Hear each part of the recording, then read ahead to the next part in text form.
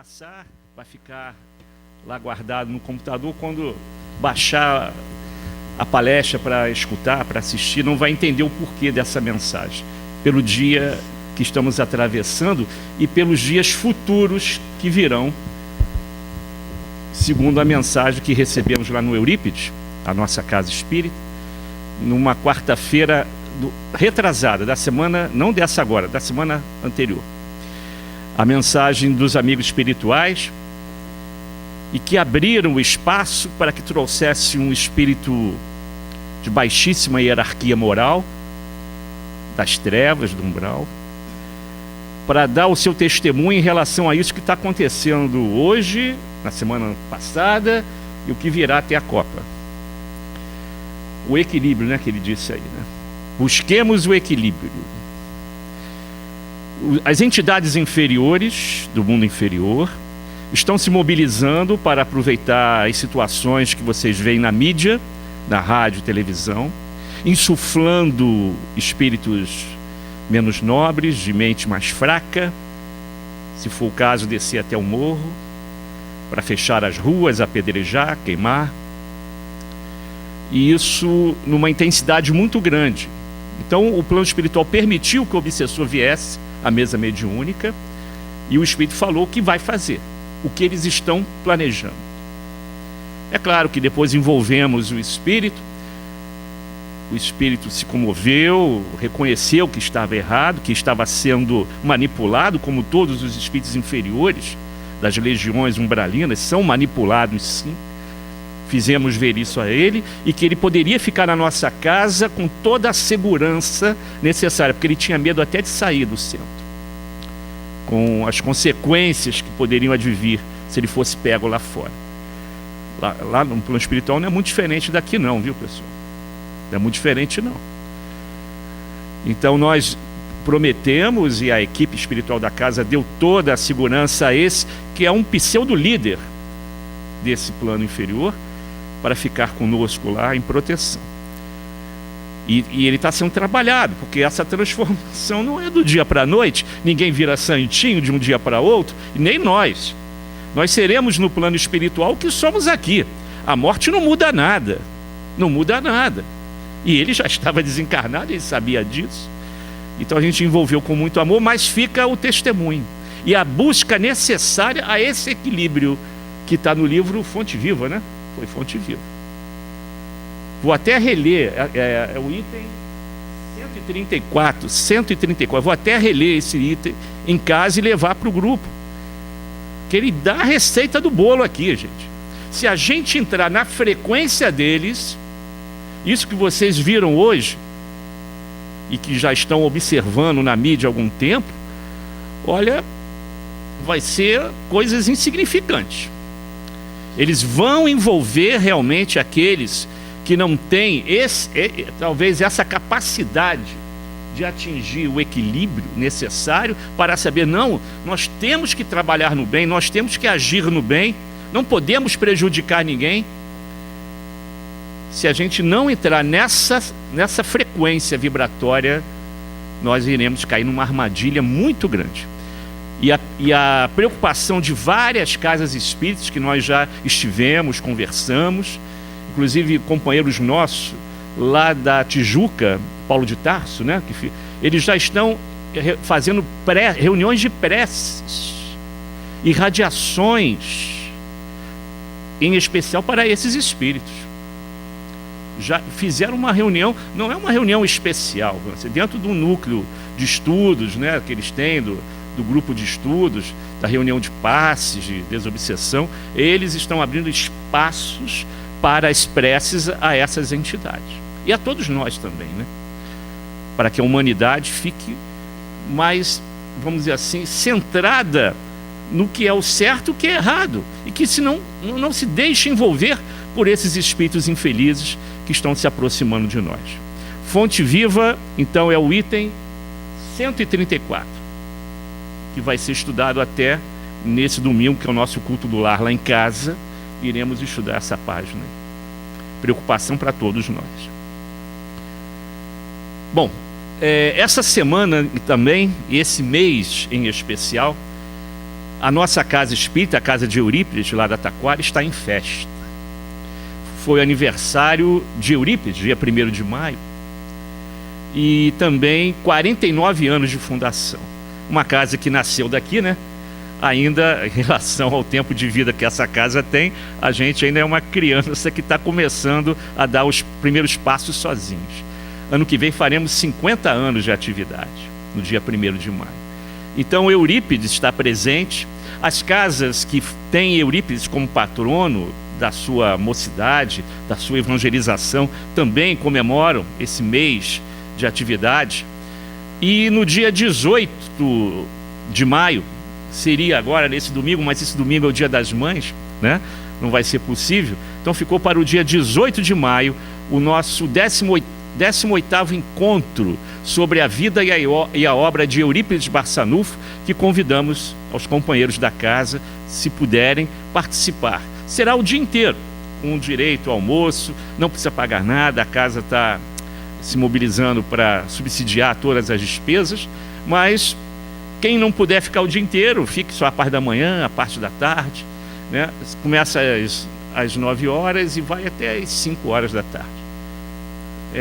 Todo ano nós realizamos esses encontros, é o 18º. Nós vamos falar sobre muita coisa mesmo, sobre a vida de Eurípides, não só do homem médio, do espírita, mas de outras coisas importantes.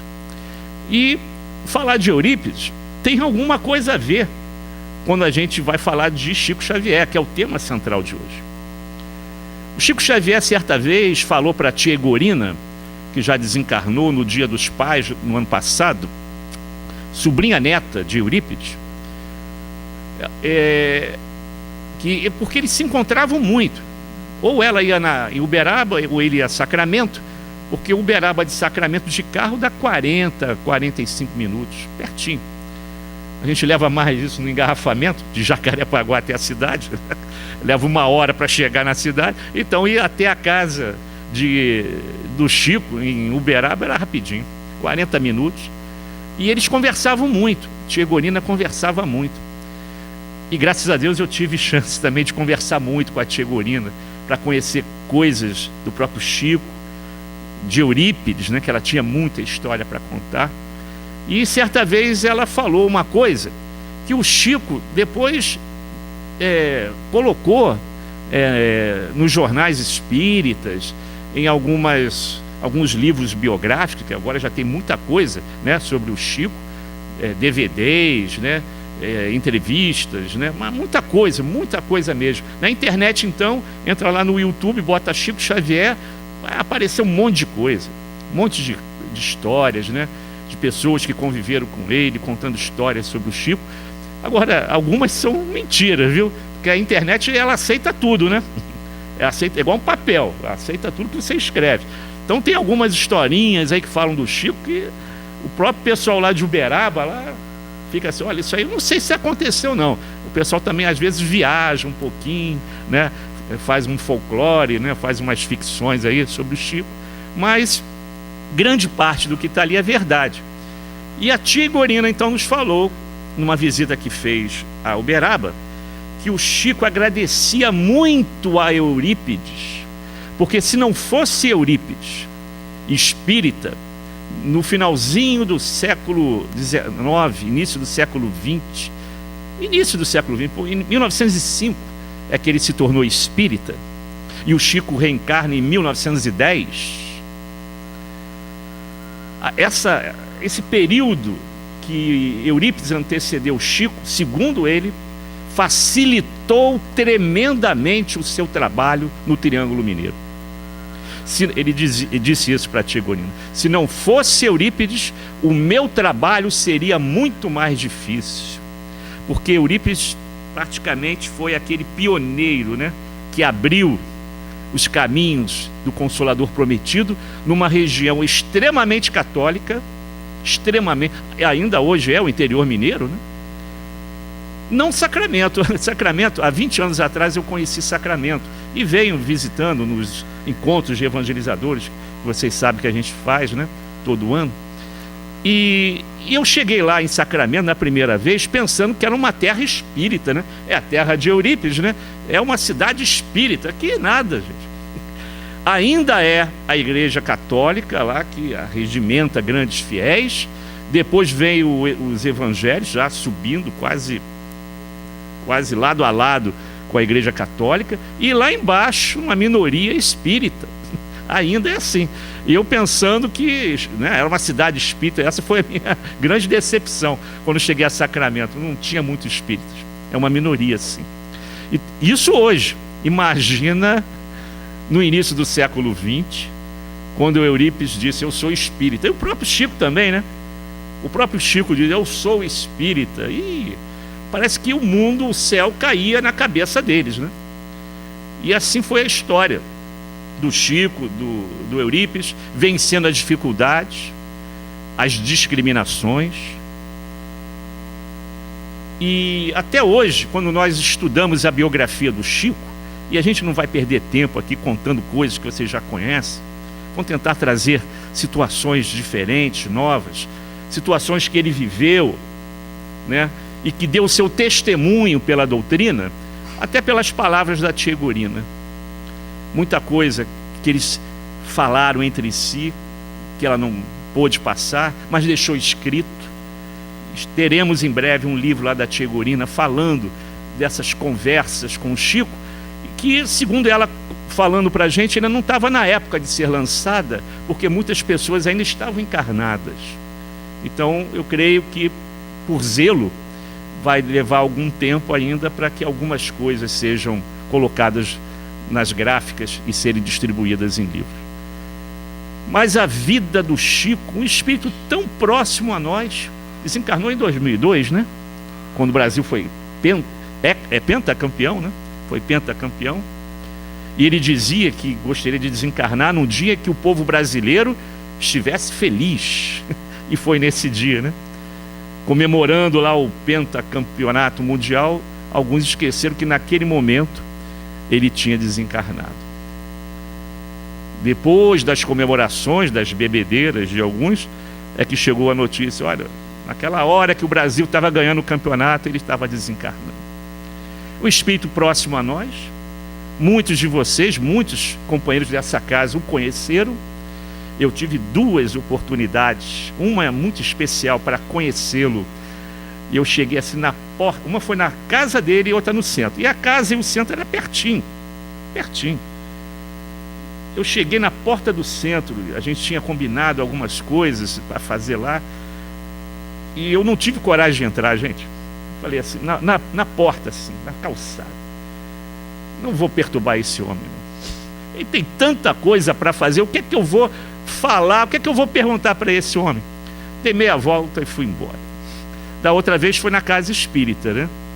Envergonhado, com aquelas caravanas diárias, ônibus fretados. Aliás, há 18 anos atrás, quando eu cheguei lá no centro da Prece, eu nunca tinha visto aqueles ônibus de 2 andares, né? Eu nunca tinha visto. Aqui para mim parecia uma nave espacial, aqueles ônibus. Hoje a gente, quem viaja, vê toda hora na estrada aqueles ônibus de 2 andares. Parecia uma nave espacial. Aí descia dos ônibus aquelas senhoras do interior paulista, do rico interior paulista, com seus trajes nobres, né? Seus ouros. E ia lá conversar com o Chico. Eu falei, não, chega, né? E o Chico só saía do centro quando o último fosse embora. Às vezes era 4h30, 5 horas da manhã, quando o último era atendido. Ele aí ia para casa. Aí uma vez o Gilberto Bordalo, o Gilson, iam muito, né? Iam muito, que são os fundadores da casa de Eurípides, que eram da mocidade aqui do Fabiano. E nessa transição, sair do Fabiano, fundar Eurípides, eles iam muito, né? Com outros 2 companheiros que já desencarnaram, né? Que não estão mais aqui conosco, principalmente um dos... Era um trio, né? Era um trio. Mas o Luiz Carlos ainda está vivo. O Luiz Carlos, eram 5 na verdade, eram 5 fundadores da casa de Eurípides. 3 saíram daqui. O Luiz Carlos Monteiro é um deles. o Gilberto Bordalo e o Gilson Bordalo, que são irmãos gêmeos, né? Vocês conhecem também. E nessa transição de sair daqui e fundar a casa lá, eles iam muito a Uberaba para pedir dicas do Chico a respeito da montagem de uma casa espírita, né? Da construção de uma casa espírita, e o Chico dava essas orientações. Foi ali que eles conheceram Eurípides, porque Eurípides hoje já tem alguma coisa escrita aí, já tem uns 5 ou 6 livros biográficos, já tem um DVD, mas há 49 anos atrás quase ninguém sabia quem era Eurípides Barçanufo. O movimento espírita quase que não conhecia. Então, uma conversa lá com o Chico, né, de desenvolver, inaugurar a casa, né? Qual o nome do mentor da casa, né? Porque até hoje o Gilberto e o Gilson têm essa ideia, né? Pô, a gente não pode botar o nome de qualquer espírito, porque ele tem mais o que fazer lá, né? Como é que eu vou chamar esse espírito para ser mentor da minha casa? Será que ele quer? Ou ele pode se afastar do trabalho dele lá? Mas foi o próprio Chico que disse aos irmãos, né? E aos outros 3 que estavam lá, dizendo: olha, tem um espírito aqui chamado Eurípides Barçanufo que quer trabalhar com vocês. Vocês aceitam a ajuda dele? Aceitaram. E eu aposto que ninguém sabia direito quem era Eurípides Barçanufo, não. Eles aceitaram como mentor da nossa casa. E hoje a gente vê outra vez aí a tia Gorina falando, Corina Novelino, que foi aluna de Eurípides, do Colégio Allan Kardec, diz lá na introdução do livro, o melhor livro biográfico sobre Eurípides, Eurípides, o Homem e a Missão, de Corina Novelino. É o melhor. Tem vários aí. Esse é o melhor. Porque ela viveu a época, conviveu com Eurípides no Colégio Allan Kardec, entrevistou as pessoas, gravou as pessoas que conviveram com Eurípides. Então o melhor material, historicamente falando, é dela. E logo na introdução, aparece uma outra verdade contada pelo Chico Xavier. Chico confirma isso, para a tia Gorina principalmente.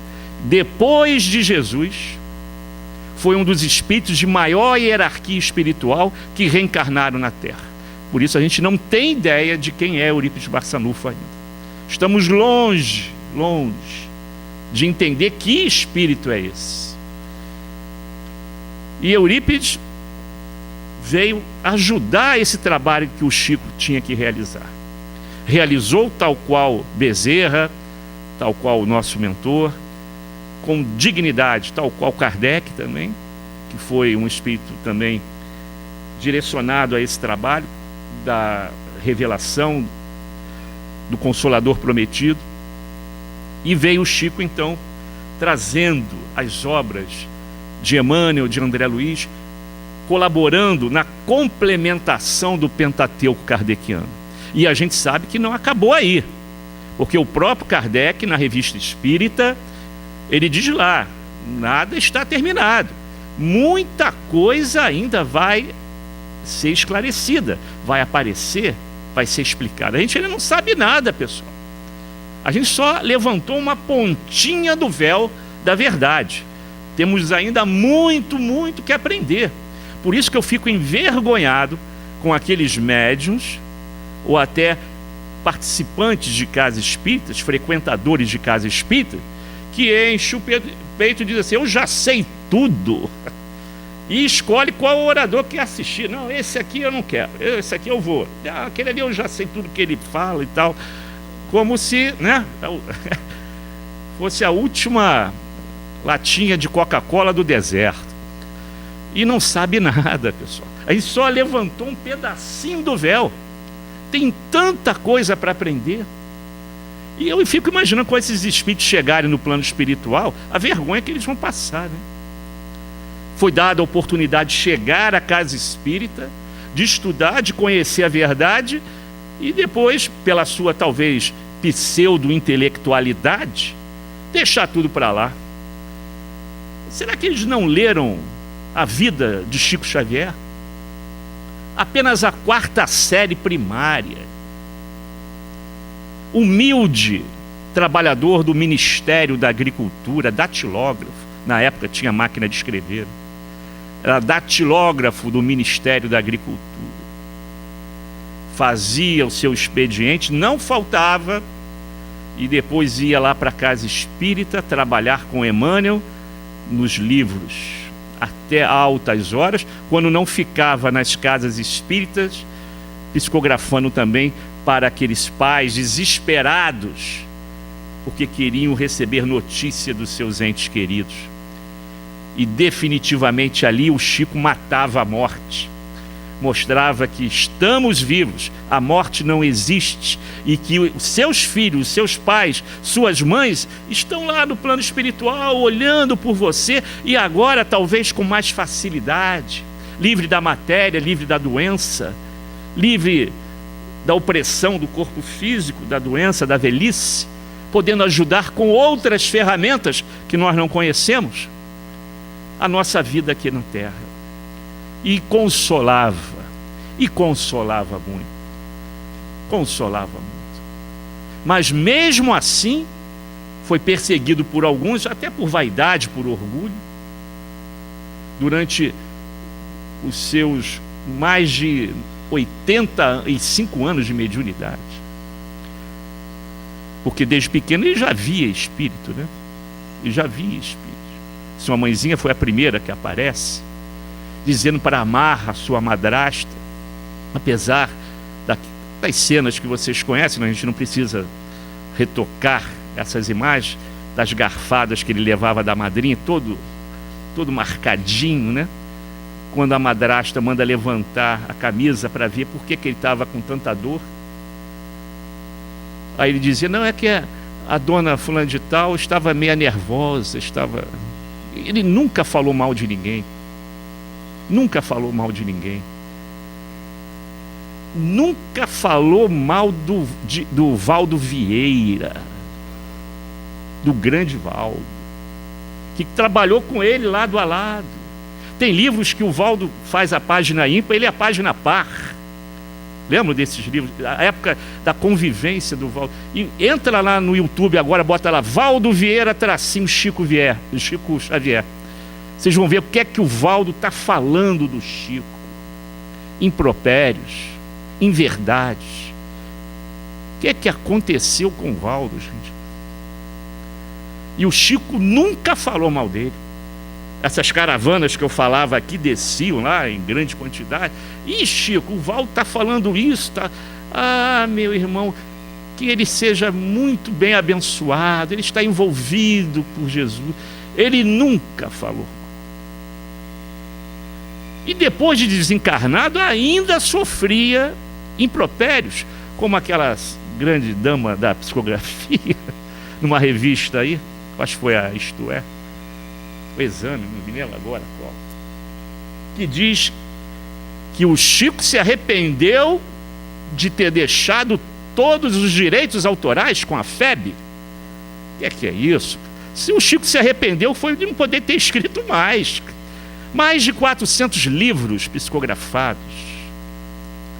Ele se arrependeu? Que nada. Teve prazer de confortar. Cada livro, seja da era histórica, com Emmanuel, do repórter espiritual Humberto de Campos, das viagens e notícias de André Luiz, todos os livros de mensagem, de luz, roteiro divino de segurança, e para chegar a esse equilíbrio aqui, que Emmanuel coloca aqui na Fonte Viva, ele foi um grande facilitador, e se arrependeu coisa nenhuma. Eu tenho pena dessa senhora, que agora pelo menos ela não se diz espírita, né? Pelo menos isso.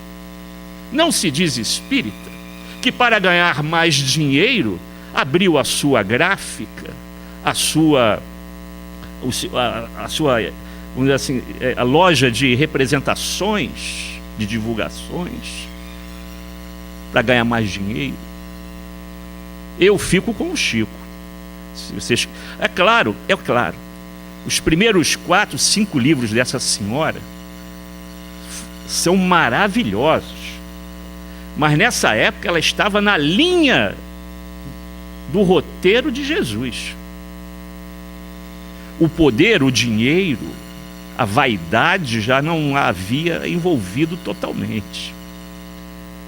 Ela se desviou do caminho, livre-arbítrio de cada um. Aliás, esse é o grande perigo de nós espíritas, que programamos a nossa reencarnação no plano espiritual. Nós programamos nosso livre-arbítrio do compromisso com a casa espírita, seja na evangelização, na mediunidade, até mesmo nos trabalhos mais simples da casa. E depois a gente cai fora. Por algum motivo cai fora. Seja pelos milindres, que é um grande problema que aflige as casas espíritas, seja por prazer, querer aproveitar a vida, as oportunidades, as viagens. É claro que ninguém é insubstituível, ninguém. Mas aquele espírito que se comprometeu no trabalho, na tarefa que ele mesmo pediu, se afastou por livre-arbítrio, pela sua vontade, claro que a lei de ação e reação vai falar: poxa, você nos deixou sem amparo, como é que você sai do trabalho assim? Há muitos casos assim, várias casas espíritas, e talvez aqui não seja diferente. São compromissos que foram assumidos, mas que na hora H, mas eu não tenho condições de fazer isso. Que compromisso sério? Não, vou deixar para outra. Já escutei isso também. E cai fora do trabalho. Cai fora. E o Chico firme lá. Firme. Levou cusparada na cara, tapa na cara, agressões, até chamado de homossexual foi chamado, mas nunca revidou, sempre respondia com amor, com carinho, perdoando, talvez se colocando na máxima de Paulo. Quando a gente quiser falar mal de alguém, criticar alguém, se coloque lá no lugar dele, uma máxima cristã que Paulo usava com firmeza, principalmente depois que virou Paulo. Se colocar no lugar da vítima e ver por que ela fez aquilo, do algoz ou do seu inimigo. Por que ele fala isso de mim? Por que ele fez isso contra mim? Se coloque no lugar dele.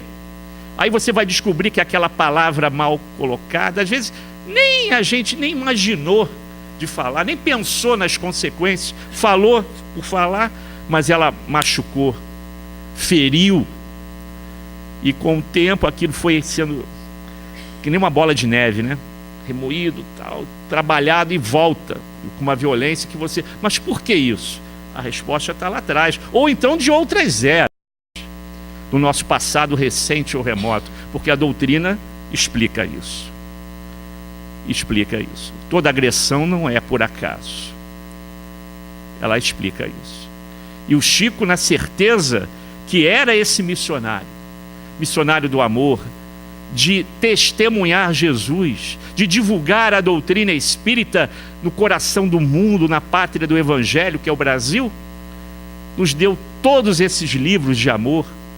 E quem teve a oportunidade, que eu não tive, de estar ao lado dele, sentiu essa vibração de amor. Sentiu o éter, o perfume que ele irradiava nas suas preces.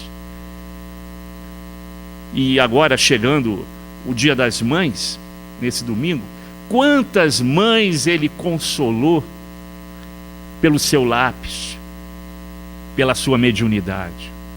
Quantas mães agradecem ao Chico por esse trabalho e não ganhou um tostão. A outra está milionária. É aquilo que eu falo. Como é que ela vai chegar no plano espiritual? É ela que estava com a razão?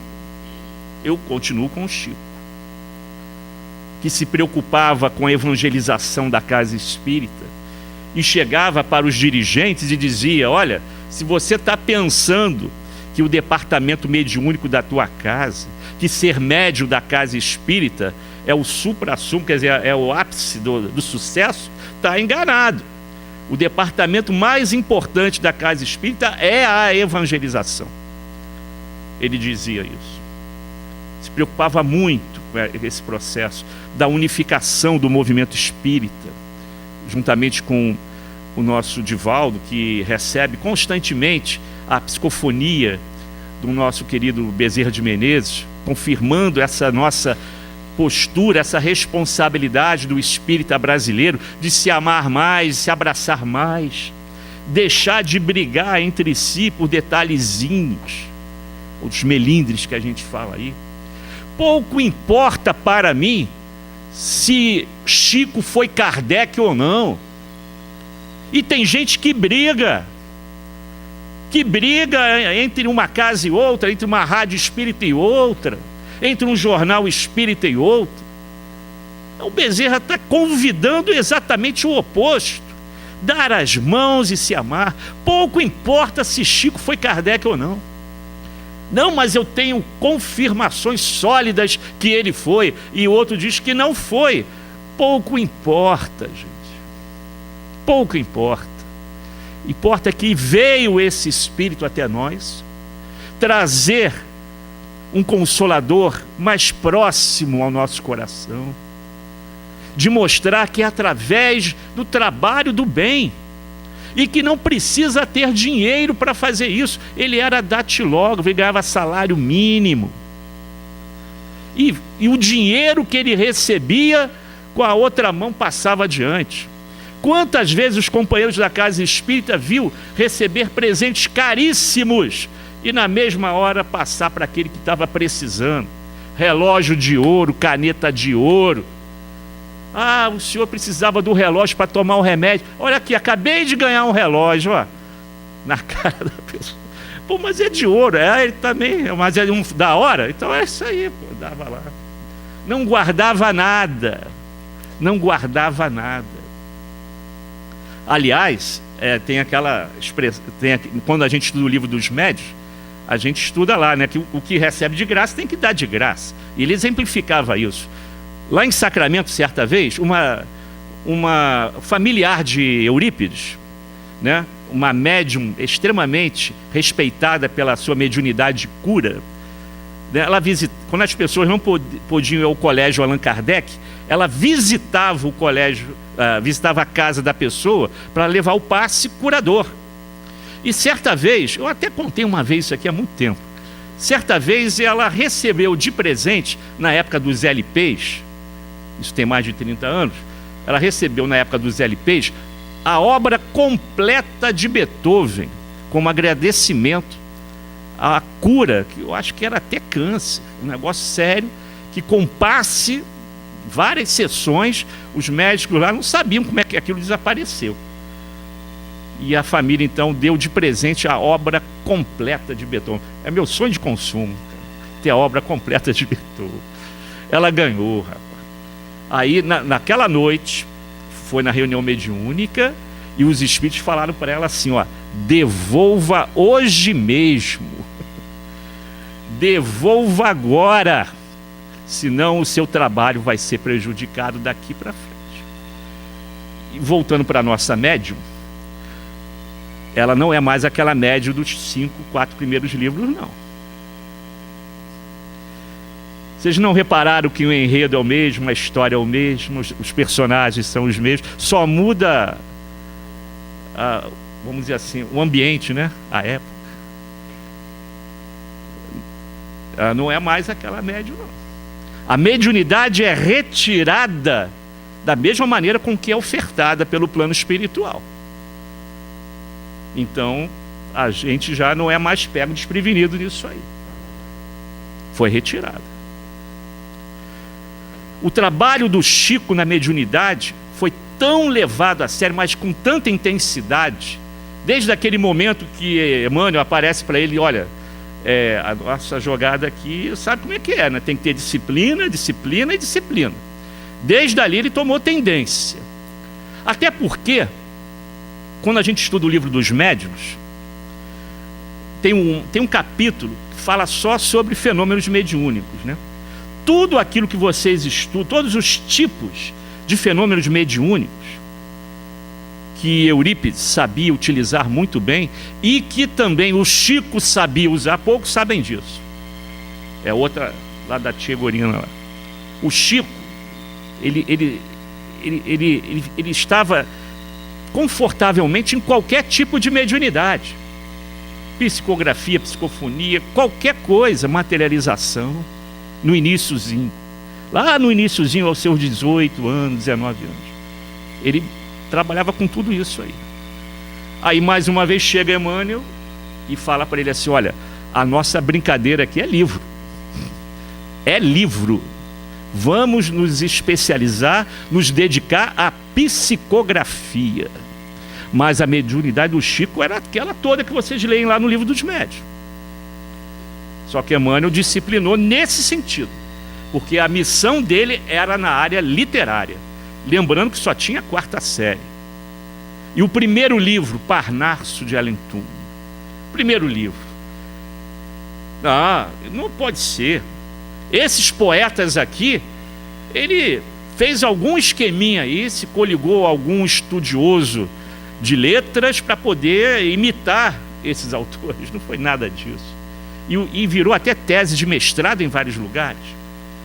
O tipo de escrita, o tipo de poesia, o tipo de pensamento, as estrofes, o modelo, a formatação dos poemas eram de cada um daqueles poetas que estavam ali representados pelo lápis do Chico. E só tinha 4ª série, tem palavras ali que ele nem sabia o significado. 4ª série agora, e nas outras encarnações. E a memória espiritual? E as experiências de outras eras? Tinha condições de fazer aquilo. Foi constantemente disciplinado por Emmanuel, porque o Chico era um espírito igual a gente. Segundo a tia Gorina, ele só tinha uma diferença: ele fazia o que os espíritos mandavam. A gente não faz. O espírito toda hora dizendo para a gente, não naquela maneira, né, de levar, porque até já comentamos certa vez isso aqui. Se você chegar numa casa espírita e pedir toda hora conselho para espírito, para o que é que você tem que fazer amanhã, daqui a pouco, no final de semana, e o espírito te der toda a orientação, o roteirinho, cai fora daquela casa. Porque o espírito evoluído não faz isso. Ele respeita o seu livre-arbítrio. Ele te dá, sim, a intuição necessária, porque todas as preces são respondidas de forma intuitiva, e isso é uma forma de mediunidade, e por aí, com o teu livre-arbítrio, você escolhe o seu caminho. Mas dizer, olha, vai por aqui, agora vai por ali, e depois, não, e ali não vai não. Volta e retoma aquele caminho. Isso o espírito superior não faz. Não faz. Então, Emmanuel direcionava o Chico no roteiro do bem dentro de um compromisso desses dois espíritos que foram se consolidando através dos séculos. E na disciplina o bicho pegava. Porque, como eu falei, ele era um espírito igual a gente. Tinha desejos de ir a festas, participar, né, dos aniversários, dos casamentos, mas ele tinha o compromisso da casa espírita, da psicografia, e não faltava. Não faltava. E a gente, hein? Por uma festinha, um casamento, um aniversário, uma viagem, a gente cai fora do trabalho. Depois, mês que vem eu estou voltando, estou tirando férias. Ele não tirava férias, não. Ele perdeu toda essa parte social da vida dele em prol da doutrina. A gente ainda está longe do Chico, que era igual a gente, e dos outros, de Bezerra, de Eurípides. A gente está muito longe, está muito longe. A gente está começando a dar os primeiros passos, né? É como diz Emmanuel, crianças espirituais. Estamos começando a subir os primeiros degraus. Tem tanta coisa ainda, gente. Tanta coisa. E aí, Jesus nos dá de presente, Ismael, na terra de Ismael, né, nos dá esse espírito chamado Chico Xavier, igualzinho a gente, com as mesmas dificuldades, com doenças crônicas, problemas de saúde. E alguns diziam, poxa vida, se esse cara é médio aí, por que ele sofre tanto?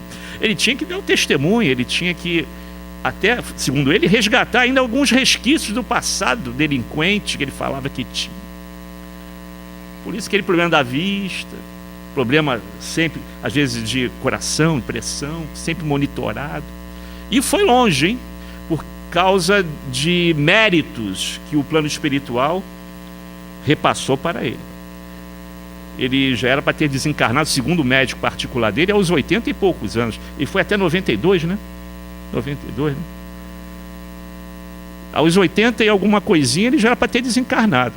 Mas por mérito, por merecimento, e para complementar um trabalho que ainda não estava realizado, eles não falaram que era também, ele teve essa oportunidade de mais uns 10 anos de vida. E honrou cada minuto vivido. A disciplina era tão séria, não só nessa parte de se afastar dos momentos sociais, que quando ele conseguiu entender que era importante ir para o casamento da sua sobrinha, quando ele estava pensando que não, os amigos espirituais vão entender, é minha sobrinha, ela vai casar. E ele tinha um convívio na igreja, porque os padres já tinham largado o Chico de mão, né? Então, ou eu viro amigo ou inimigo para sempre. Então a maioria dos padres viraram amigos. Aliás, vou abrir um parênteses, falei sobre padre. Uma que eu, agora em janeiro, não sabia. Estando com a outra irmã da tia Igorina, a tia Nizinha, que essa agora que dá continuidade ao culto de Eurípides das 9 horas. Elas sempre deram continuidade. Assim que o Eurípides morreu, a mãe delas continuou o culto das 9 horas, depois foi a tia Igorina e agora a tia Nizinha que leva esse trabalho. E a tia Nizinha me contou um negócio que eu não sabia. E ela falou, não, mas isso aí todo espírita sabe, os estudiosos sabem, muita gente sabe disso. Eu falei, mas eu nunca li isso.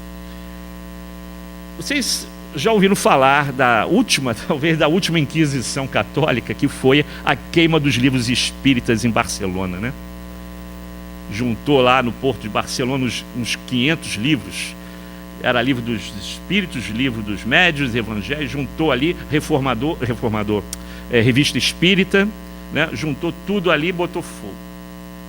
O cardeal de Barcelona, que estava comandando aquela quase uma inquisição, queria, com certeza, parar com esse movimento espírita numa cidade essencialmente católica, como algumas da Espanha, né? Principalmente do interior da Espanha. E os espíritos falaram para Kardec assim, olha, deixa para lá. A maior propaganda que se pode fazer da doutrina espírita é proibir que ela seja lida. E conforme a fumaça se espalhava, a doutrina espírita ia se espalhando por ali. Anos depois, reencarna em Uberaba um sacristão que se tornou padre e que vez por outra tinha suas mãos como que tomados pelo fogo selvagem. Mas não era fogo selvagem. Era uma irritação que ele não sabia explicar. E alguém lá da paróquia falou assim, ó, vai visitar o Chico. Com essa pomada do vovô Pedro, né? A pomada do vovô Pedro. Vai visitar o Chico, que tem uma pomada lá que ajuda nisso aí. Aí passou a pomada do vovô Pedro, Chico deu alguns passes. Os padres conhecem muito bem a doutrina espírita. No seminário, eles estudam todas as religiões profundamente e sempre encerra um estudo cíclico convidando alguém de peso de cada religião, de cada doutrina. Eles chamam para fazer uma palestra para os padres. Então tem padre aí que sabe muito mais sobre Kardec do que nós espíritas, hein? E se você tiver um padre amigo mesmo, que possa conversar de espírito para espírito, ele vai te explicar o que é reencarnação, pluralidade das existências, dos mundos habitados. Eles conhecem Kardec. Só que é para eles lá. É para eles lá. na formação educacional lá no seminário. Então, o padre foi lá, falou com o Chico se tornou grande amigo desse padre. E muitos anos depois desse padre desencarnar, que ficamos sabendo que ele era o bispo, o cardeal, o bispo lá de Barcelona, que mandou jogar os livros ao fogo. Daí a lei da ação e reação, aquele problema da mão. Eu não sabia disso. Não sei se alguém aqui sabia disso aqui. Eu não sabia. Reencarnou lá em Uberaba, do lado do Chico. E foi curado pelo Chico. Tanto que no enterro do Chico, se vocês verem algumas fotos dos jornais, revistas, ou até pela internet, na fila tem padre, tem freira, tem judeu, muçulmano, você vai ver um monte de gente ali. Até ateu. Na fila lá. Pena que a casa do Chico, né, que virou um museu, e na estátua do Chico virou um local de petições. Acendem vela, passa a mão assim na estátua do Chico para ser curado. Igual a estátua de Kardec lá no Père Lachaise, na França, é a mesma coisa. Virou assim um local assim, mal comparando, eu não gostaria de falar isso. Quem já foi na casa de Frei Luís, na estátua de Frei Luís, também tem essas coisinhas, viu? Porque o Centro Espírita Frei Luís, ele tem uma direção não totalmente ligada à pureza doutrinária. Então permite coisas que a gente não vê no movimento espírita. E eu já vi gente ajoelhada em frente à estátua de Frei Luís acendendo vela. Aquela obrigatoriedade de ir com a roupinha branca. Quer dizer, é uma linha. Poxa, eles fazem coisas maravilhosas na área da cura, né? Do tratamento perispiritual. Mas é uma linha que não é a nossa, né? É uma linha espiritualista.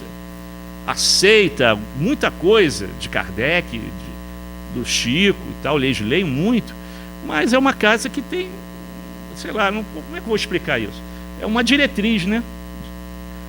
Não igual a essa casa aqui, que se preserva pela pureza doutrinária, até por recomendação de Kardec. Então, voltando lá para o Chico, quando ele foi lá para a festa de casamento, convencido que o pessoal tinha dado lá o aval, né, para ele ir à festa de casamento, atravessando lá um beco, lá um terreno baldio, para chegar mais próximo à igreja, até terno ele comprou, até peruca nova ele comprou para o casamento, queria ser padrinho.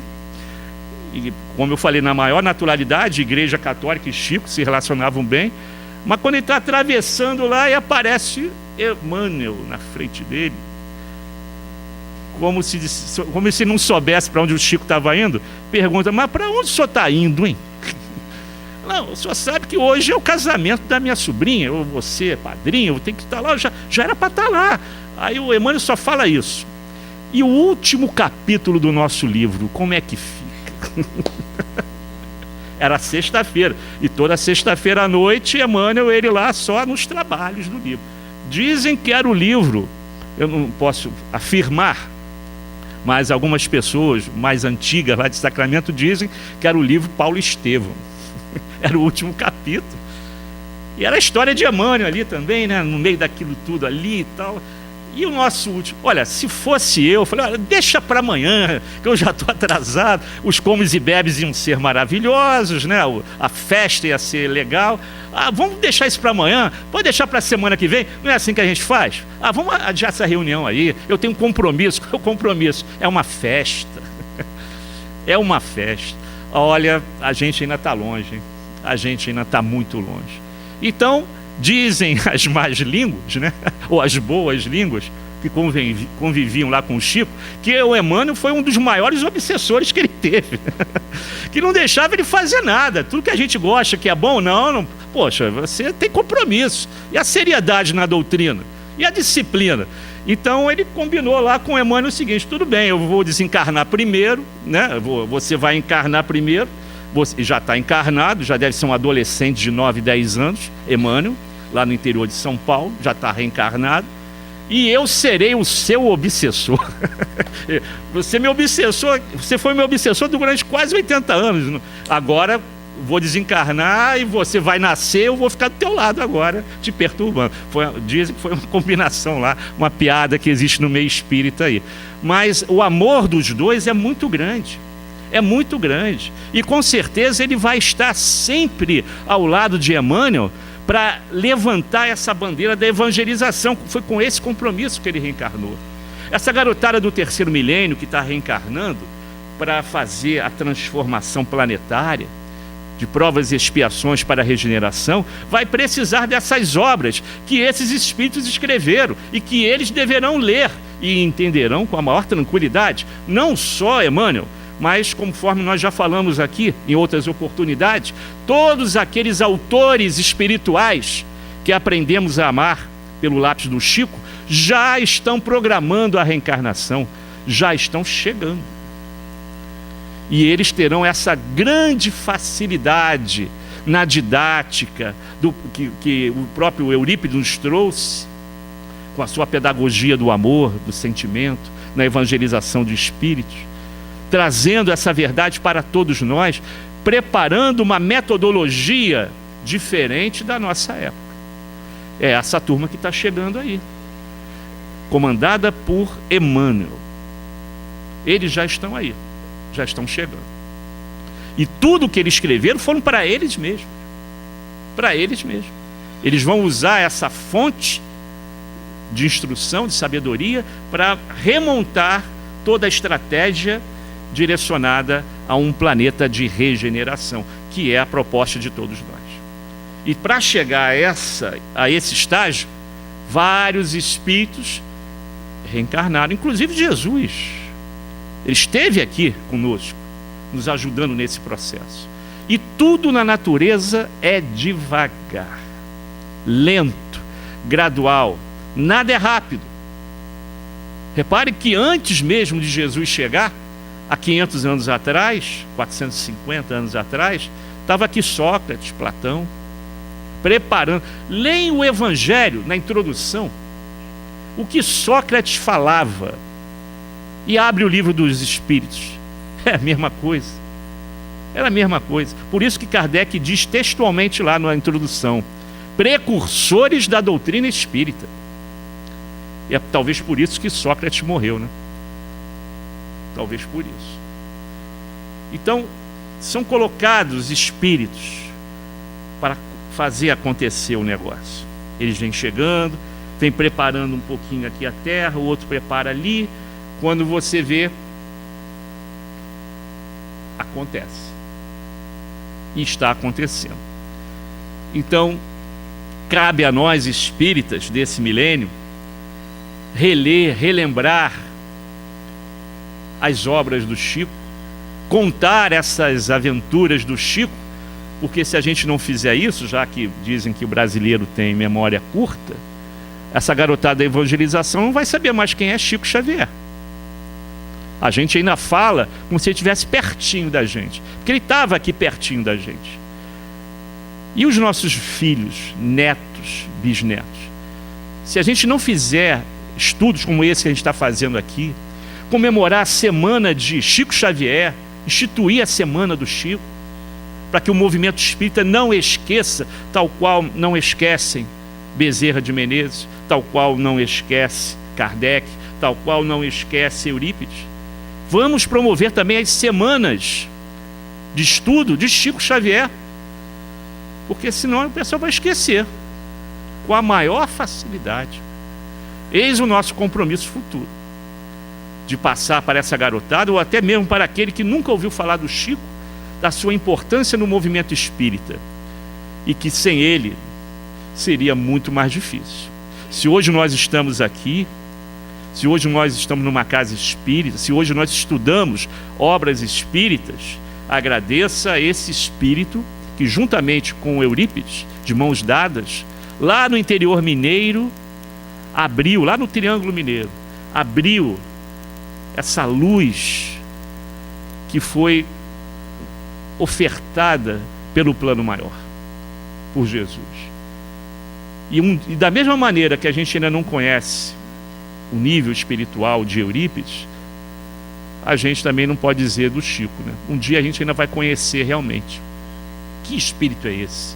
Que compromisso ele tem com Jesus e com esses espíritos todos que trouxeram interpretações do Evangelho para todos nós? Já sei que passou, mas a última informação. Perguntaram, também já contei isso há muito tempo, perguntaram ao Chico qual foi o livro que você teve maior prazer de escrever, dos 400, né, que ele escreveu. Ele citou 3, mas desse 3 tem um que eu tenho certeza que é o número 1 da lista. Ele citou 3, Paulo e Estevão, a Boa Nova, porque na Boa Nova você vê ali os atos de Jesus que não estão no Novo Testamento. E esse terceiro, na verdade não é o terceiro, é o número 1, Cartas de uma Morta, que fala da sua mãezinha Maria João de Deus no plano espiritual em Júpiter. Foi o terceiro livro que ele escreveu, Cartas de uma Morta. Quem puder, confirme se eu estou certo ou não. Muita paz a todos. Graças a Deus.